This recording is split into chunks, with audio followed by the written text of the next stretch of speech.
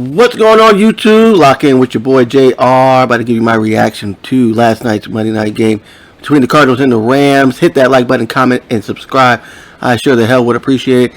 If you hear the rain in the background, hey, there's nothing I can do about it. There's nothing but Mother Nature. They say it never rains in Southern California. Well, hell, it does today. Okay, it's raining like cats and dogs. Now let's get to last night's game. Cardinals, Rams. I thought the Cardinals had the game in the bag when before the game, 3 hours before the game, it came out that Jalen Ramsey was out with COVID-19, and also Howard Higbee and others. I said, oh, the Cardinals got a layup. And I said they one of the best corners in the league, maybe the best corner in the entire NFL, and Jalen Ramsey, other than my guy Trayvon Diggs, a.k.a. Trigger Trey, with the most interceptions in the league. By the way, don't get it twisted, This our shit, bow down, bitches. Now, but I digress. But when I thought they was out, I was like, okay, Cardinals might probably take this.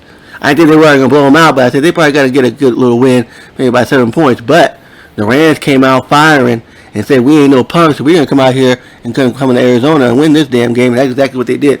Matthew Stafford played probably one of his best games of his career. One of his best games. Now, he's had some really good games in Detroit. Don't get it twisted. Because, he's in Detroit and they lost a lot of games. People don't forget some of the comeback games he's had, the numbers he's put up.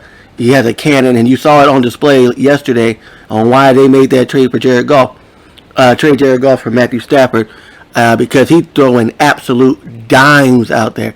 That dime he threw for the touchdown to Jefferson was incredible. Throwing dimes to Cooper Kupp. Can anybody guard Cooper Kupp at all? Can anybody put any type of coverage on him? Can you put a double on him?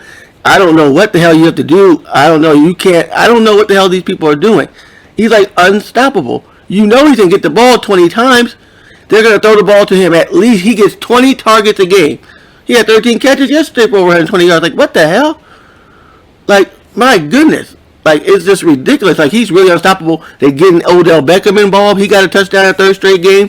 Was it Baker's fault? Was it Odell's fault? Not looking like it was Odell's fault. Because Odell looked like he's getting into a little bit of a groove yesterday. He's looking like himself again. He's happy. He's enjoying himself. He looked like he is just, I'm going to work this year out and hit free agency. And he might get another payday, depending on how this year goes. But they went out there defensively. Aaron Donald said, everybody talking about Micah Parsons. Everybody talking about Micah Parsons is the best player in the world right now. I think don't act like you forgot that I run this defensive shit right here. And he said, I'm still one of the best defensive players in the league, even though my guy Micah Parsons is the man right now. But Aaron Donald said, don't forget, he got 3 sacks yesterday. Von Miller showed a little bit of flashes, but he ain't really done much for the Rams at all since he's been there. You can see why. I know he was injured before they traded him, but you can see why Denver got rid of him and got them draft picks. They said, we'll take the draft capital. You can take him. He might be a little, I don't know if I say washed. I don't want to say washed, but Von Miller ain't the same Von Miller from the Super Bowl days with Peyton Manning, okay, if you catch my drift. He's not that same guy. He's just not. Let's go to the Cardinals side. I want everybody to keep the same energy that everybody does to Dak Prescott every time he has a bad game. Do that to Kyler Murray. Kyler Murray threw for a whole bunch of yards. A lot of yards. Yeah, the numbers look really, really good yard-wise. He had a lot of incompletions. He took some sacks. At the end of the game, I don't know what the hell he was thinking.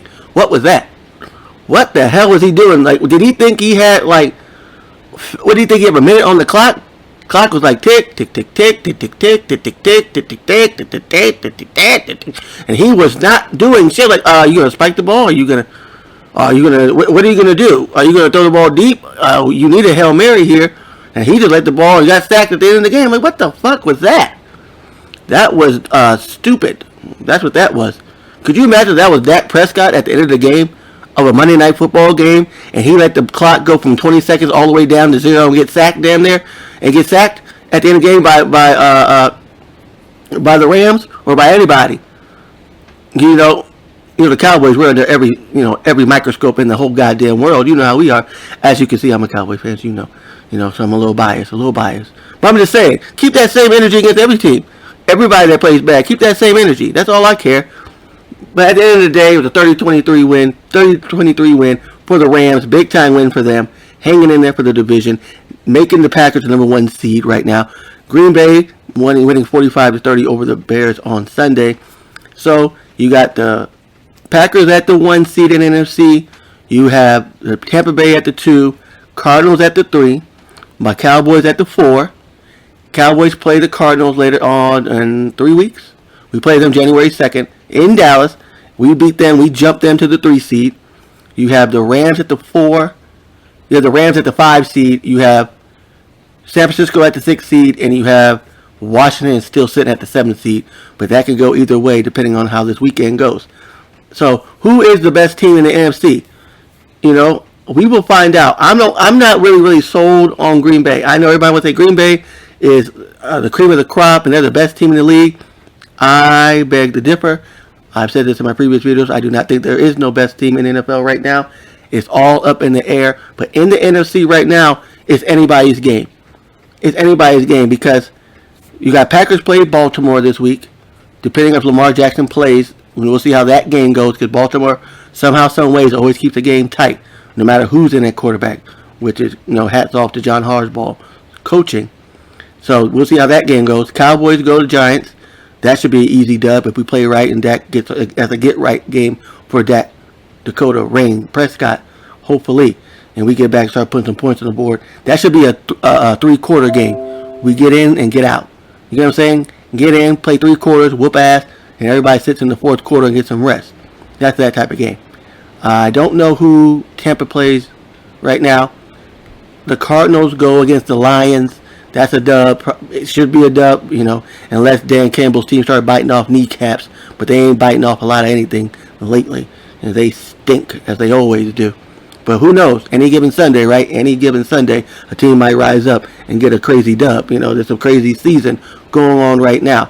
So, if we go for the 1 seed right now, it's anybody's game.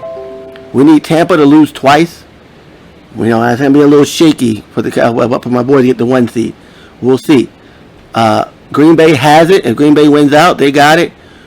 If it comes down to tiebreak, the Cowboys want to get the tiebreak against Tampa. If Tampa got the 1 seed and we tied because they beat us early in the year. So we need them to lose twice. But if Green Bay somehow loses 1 time and they tie us and we beat the Cardinals and we're tied, and let's say the Tampa does lose twice, we're the 1 seed just off because we only have one loss in the NFC, in the conference. It goes conference, then division, and then it goes all down that rabbit hole, when it comes down to playoff seeding. But we'll see what happens. So it's going to be a gauntlet in the NFC playoffs. Whoever wins it out the NFC, I think is going to win the Super Bowl and let the chips fall where they may. It's going to be a great playoffs this year. I can't wait to see how it all unfolds. I really do. When it comes down to the Rams and Cardinals, I know I got back on a tangent. I went veered left and coming back right now in this video right now. I think the Cardinals are going to be there. They're the 3 seed right now. They dropped from the 1 to the 3.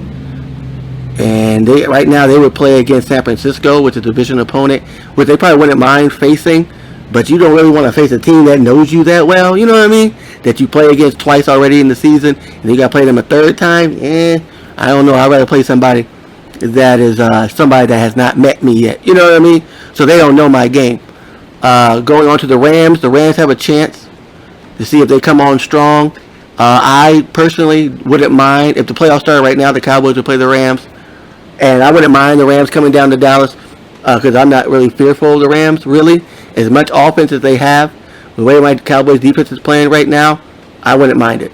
I wouldn't mind. The team I do not want to play is San Francisco because the way they run the football, and they just keep running and keep running, and I don't want them to try to wear us out. And if we get stagnant on offense, and all of a sudden we can't stop them, you know what I mean? One of those type of crazy games where it's like, oh shit, one of them games where like San Francisco starts running the ball like New England did against the Buffalo Bills in the playoffs against my Dallas Cowboys, and we don't even see it coming. You know what I mean? That's just they're just a sneaky fucking team because they're not going to put everything on Jimmy G in a playoff game. They're just not. They're not going to put Jimmy G to handle the playoff game at all. You know that. They have no trust in that man at all. But like I said, the NFC playoffs is going to be fun. We're going to see in this last month who is the best of the best. And once we get to January, we'll see where the chips fall. Because I can't wait. And everything goes 0-0. But one of the top 4 teams in the NFC are going to get to the Super Bowl. One of those 4 teams, obviously, is going to get to the Super Bowl and get the dub. One of those 4 teams is going to rise to the top. And I can't wait to see it. Y'all let me know in the comment section who y'all think it's going to be. Who y'all think the favorites are in the NFC. Is it the Packers? Is it the Packers? Is it the Bucks? Is it the Cards? Is it the Boys? Y'all let me know. Hit that like button, comment, and subscribe. I will holla at you later. I'm about to get back watching this TV, see what's happening in the sports world, and chill out on this rainy Southern California day. Like I said, I'll holla at you later. Peace! I'm through.